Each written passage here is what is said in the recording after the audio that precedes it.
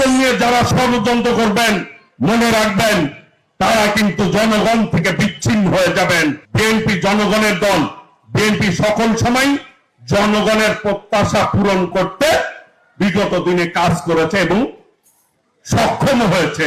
যেটি জনগণের কাছে বিএনপি যখন যে ওয়াদা করেছে সেটি কিন্তু বিএনপি পূরণ করেছে, তাই না মুরব্বীরা? 91 সালে আমাদের নেত্রী বলেছিল 5,000 টাকা কৃষি ঋণ মওকুফ করব, করছে না? 25 বিঘা জমির খাজনা মাফ করব বলেছিল, করেছে না?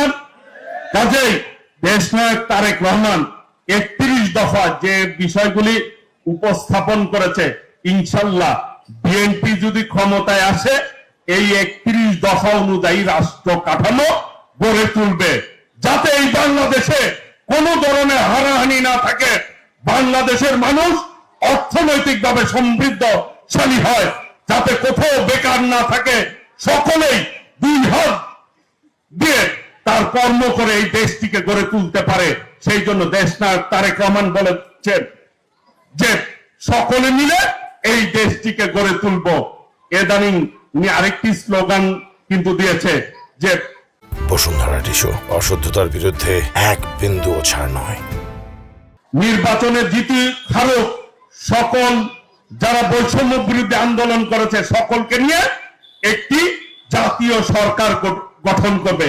সেই জন্য তিনি স্লোগান দিয়েছেন, ভোট দিব ধানের শীষে, দেশ গড়ব মিলেমিশে। ভোট দিব,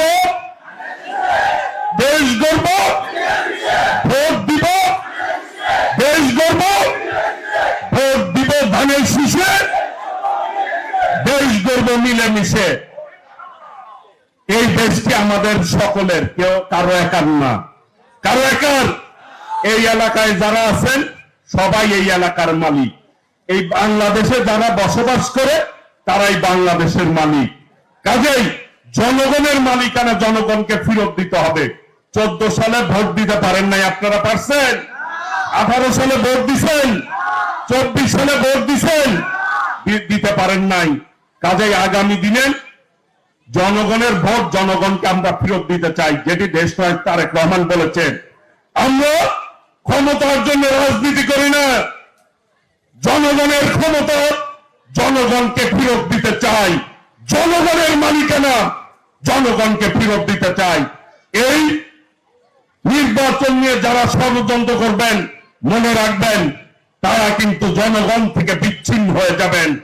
জনগণ তার দাবি নিয়ে যখনই কোনো দাবি নিয়ে মাঠে নামছে সেই দাবি পূরণ করতে সক্ষম হয়েছে।